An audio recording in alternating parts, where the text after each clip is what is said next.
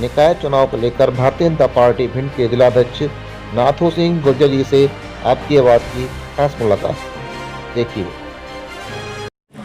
नमस्कार, आज हमारे साथ मौजूद हैं भारतीय जनता पार्टी के जिलाध्यक्ष श्री नाथू सिंह गुर्जर जी। गुर्जर साहब, बताइए जरा, आगे जो आने वाली आपकी निकाय चुनाव है भिंड के नगर पालिका के, उस बारे में भारतीय जनता पार्टी की क्या तैयारियां हैं? भारतीय जनता पार्टी की पूरे मध्य प्रदेश में जो हमारे नगरीय निकाय, नगर पालिका और नगर निगम है, उनमें पूरी तैयारी है। भारतीय जनता पार्टी का संगठन मजबूत है। पार्टी के द्वारा, कार्यकर्ताओं के द्वारा जो जीतने वाले प्रत्याशी हैं संभावित, उनके नाम निकल रहे हैं। ऐसे कोई 3 बिंदु बताएं जिनके आधार पर आप प्रत्याशियों का चुनाव करेंगे। पहला तो हम संगठन हमारा मजबूत है हर जगह।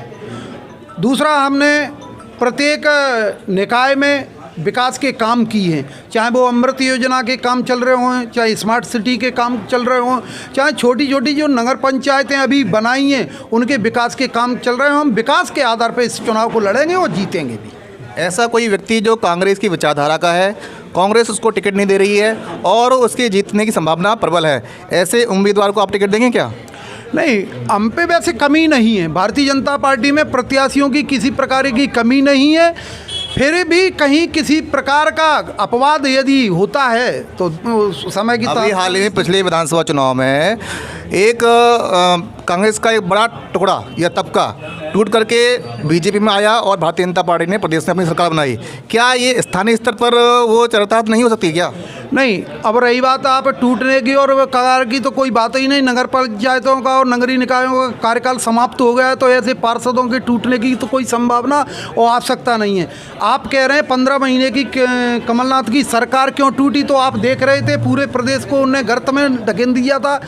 अनाप शनाप वसूली हो रही थी और उनके घर से ही 281 करोड़ पकड़े गए थे। भ्रष्टाचार में डूबी सरकार, उनके विधायकों की यही वो बात नहीं मान रही थी, तो उनके स्वयं के विधायक आकर के उस सरकार से बगावत करके टूट के अलग हुए और भारतीय जनता पार्टी को बिना शर्त समर्थन दिया था और सरकार बनी। आप देख रहे हैं 28 जगह जो चुनाव हुए उसमें 19 जगह भारी बहुमत से, माने पहली बार 64 और 65,000 वोटों से जीत करके विधायक आए और वो सरकार बनी, लोकप्रिय सरकार चल रही है। वर्तमान में जो भिंड शहर की व्यवस्था है, पूरा शहर खोदकर उसकी व्यवस्था ख़राब कर दी गई है।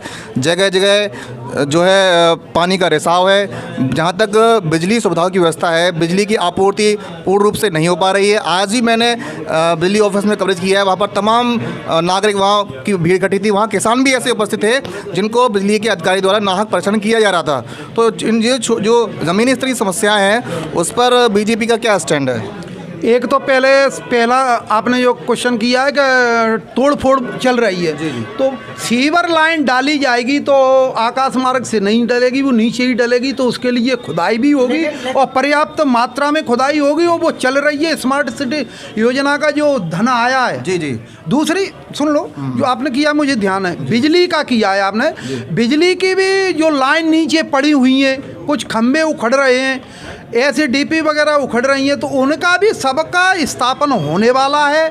सीवर के बाद नालियां बनेंगी, रोड बनेंगे, बिजली का होगा।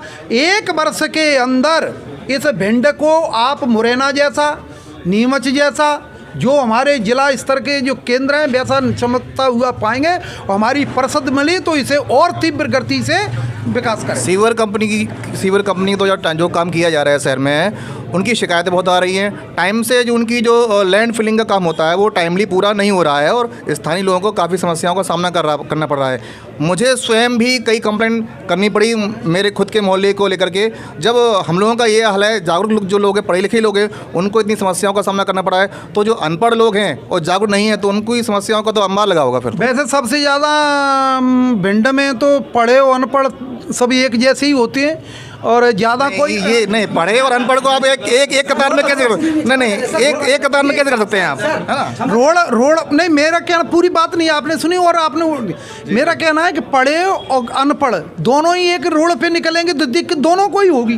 पढ़ा भी होगा उसको भी दूर लगेगी, और अनपढ़ा होगा उसको भी समय समय पे पत्रकारिता के माध्यम से, पेपर के माध्यम से ध्यान दिलाते रहते हैं। उस पर भी प्रशासन संज्ञान ले रहा है, पार्टी के कार्यकर्ता प्रतिनिधि, हमारे सांसद जी, हमारे विधायक और मंत्री भी इस पर ध्यान दिला रहे हैं कि भिंड का काम तीव्र गति से हो और समय सीमा में पूरा हो। रही बात छिड़काव वगैरह का है तो नगर पालिका के सीएमओ वगैरह को समय समय पे बता रहे हैं, जहाँ मिट्टी पड़ी है, गलियों में अवरोध हो रहा है, बच्चे नहीं निकल पा रहे हैं, पानी नहीं निकल पा रहा है, कई जगह पानी भर रहा है, उसके लिए समय समय पे बता रहे हैं। लेकिन फिर भी हम सब लोगों को उस कंपनी का, प्रशासन का सहयोग करते हुए ये काम कितना जल्दी से जल्दी पूरा हो, भिंड कितना अच्छा चमक के साथ बने, इसके लिए सबको प्रयास करना चाहिए। विकास की कहीं नहीं है, केवल आपका प्रतिनिधि, आपके जागरूक लोगों, पर्याप्त पैसा, पर्याप्त बहुत बहुत धन्यवाद।